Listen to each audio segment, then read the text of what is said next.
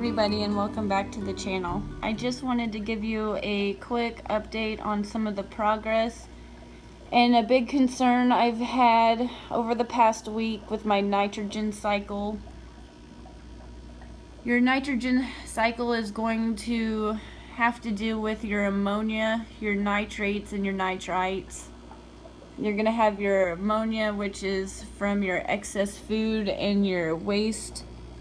And that's with your healthy bacteria is going to help break that down to your NO2, which is your nitrite. And that's going to in turn become nitrate, which is your NO3. In the beginning of the week, I was having a huge spike in my NO2s, which was my nitrites. And I had to add this live plant, which is hornwort. And it has helped tremendously, but I still have a minor spike in my NO3, and it's been 2 days having this in the tank. And your nitrates are you're supposed to water change them out.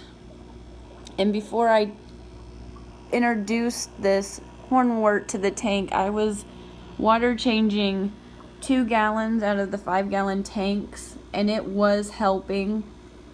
But over the night and into the next morning, they were starting to go back to more of the lethargic behavior until the next water change. And so I just went ahead and decided to introduce this to all 4 environments, even though I haven't had any problems with the sand tanks, which I was surprised. I've never had a sand tank. And I was kind of wary and nervous about it, but I'm just surprised over how well they've done. I haven't had one spike or one problem. And I did let these tanks run 2 days prior to the guppies, and in the past I've had slightly bigger tanks and I've let them run up to 2 weeks before I've introduced any type of fish, and it's always worked. But this was a pretty quick setup, so I didn't have time to properly cycle it, and I've never had a tank this small before, so I thought maybe 2 days might work. And it seems to have worked for the sand tanks, but not so much for the gravel tanks. And this hornwort plant I've never had live plants, even though I've had tanks in the past. I've always had plastic, and they've done well. But I decided to introduce this 2 days ago, and the growth is going to happen from the stems. You float it in your tank, and you don't have to plant it in your substrate. And the end of these stems right there, you can see, is where the growth is going to happen. And the only thing negative that I found about these is probably something you're not going to have to worry about in the stress tanks. When I stress the guppies, the needle-like leaves, it's not leaves, but they're more needle-like. They kind of break off a little bit and kind of get caught up in the intake, but generally you're not going to have that problem from what I understand. And I have these in my goldfish aquarium, and they don't mess with it. And the females in the fry really like to hide out in it. And it was super cheap at my local fish store. I got $6 and got a lot of it. And I put a 1 1/4 cup in each of these tanks, and I have 2 set up for medical tanks with medicine and my fry tanks, and then I have it's either a 40 or 50 gallon tank, and it's got tons of it. And there is a pretty significant difference in the maintenance between a gravel and a sand tank that hopefully in the next video I'll get into more detail. But I just kind of wanted to give you an update. These are the stress-free tanks. I'm going to go over here to the stress tanks and show you. Sorry for the camera. I do have a male right there that is not doing so well. He was swimming over the last about 2 hours, just completely vertical. He was not doing well at all. And I was going to show it to you, but my phone died in the last video, so I'm probably going to miss it.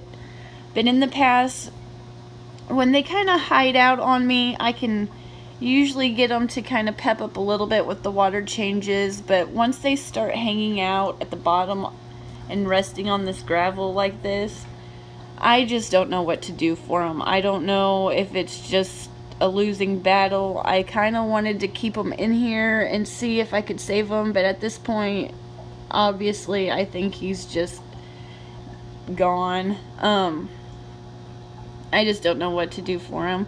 He has developed a little clear spot on the top over the last couple weeks that I don't know if it's just a color change or if stress. Today I did notice that when he went to the bathroom it was more clear, and so I don't know if that's a sign of a specific illness or a parasite.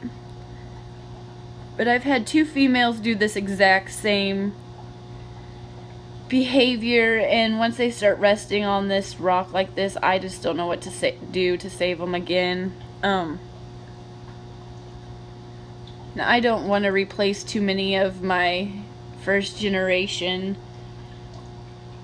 parental guppies, and it's kind of defeating. I've done all I'm hoping maybe he's just not as resistant to the spikes, and now that I've got it lined out, maybe he'll bounce back. Maybe I can show you. But he's just pretty much, there he goes.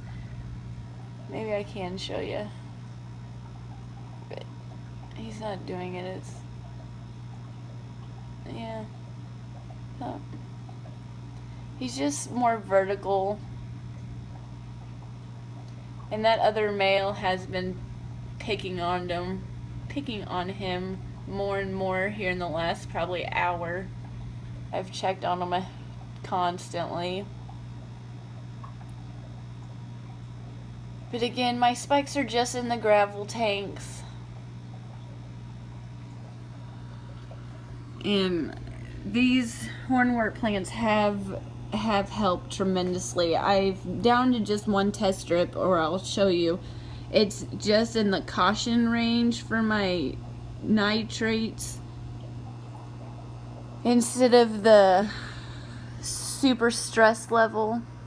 And I do have quite a few females that are getting really close to dropping their fry. And I wanted to show you something that I've noticed that's happened in the last 24 hours. If I can get it to focus really in. Both of these females are pregnant, and I wanted to show you the difference in their eye size. This female in the back right here, her eyes are quite a bit bigger than the other females in this tank.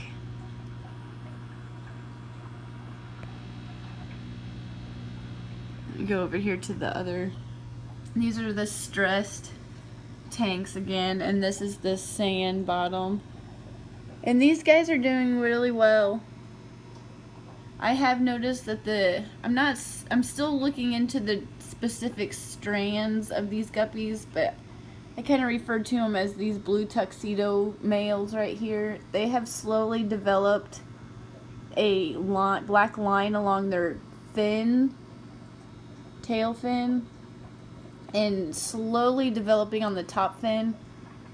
It's just the stressed males aren't as vibrant in color, and their fins are more nipped than the stress tanks. And I'll go over there before and show you. They're really pretty, and it's really rich in color. Go back over here. Can you well,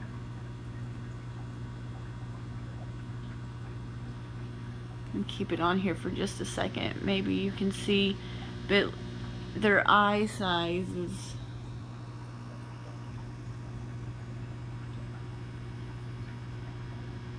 pretty different. She's swimming.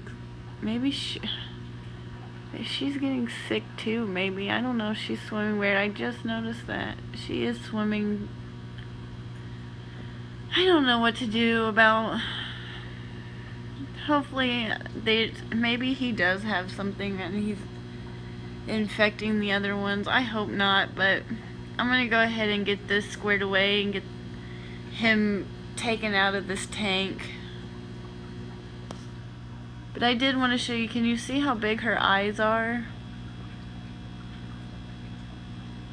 Maybe you guys know, maybe that's a sign of an illness too. I thought maybe it was a sign that she was getting close to labor. But I haven't read anything specific about their eye size, but if you guys have any comments over what to do about this, I would greatly appreciate it. I've been reading and researching all I know to do, and the water parameters have drastically improved. But the gravel fish are, most of them are pretty resilient, but I have mainly the stress tank. I have 2 swimming bad, and in the other tank I have 1 that's slowly recovering, but she's in the stress-free tank, whereas these are the stress tanks. So, but yeah, there you go. You can see her eye size is drastically bigger than the other females. So let me go over here and show you the...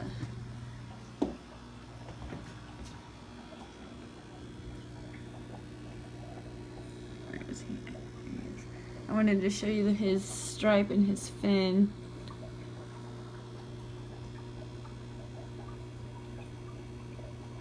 It's really pretty, especially when he flares it out. And he's in the back. You can kind of barely see it, but it's super rich in color. And over here, I don't know too much about this specific brand, but it's what I could get a hold of the quickest. And it's a tablet per 10 gallons, so I just broke off a corner piece and put it inside the filter, and I'm gonna let it continue to treat this water for these 2 tanks. I do have the fry tanks over here set up if they do drop fry, and I'm using this. I did have those 2 females that died from just the gravel bottoms. And before I even tested, or before I even put fish in here, I just tested it, and they were showing the same elevated rates and spikes with just the filter and the gravel, and I had plastic plants in there at the time. But again, this live hornwort plant is, I've tested the water. I would show you, but like I said, I'm just down to 1 strip. It has improved even in those little medical tanks and the fried tank water. It has all drastically improved. So if you guys have any feedback on what I can do to help treat these stressed gravel guppies, I would greatly appreciate it. But I'm gonna go ahead and get her separated and him in the, I'd probably just stick her in there too, maybe. I was gonna stick her in a breeder box and kind of separate her out. But if you guys want to track the process of the experiment, subscribe, leave a comment, like. Thank you for all the feedback. It helps continue the process and the experiment along. So thank you again, and thank you for watching.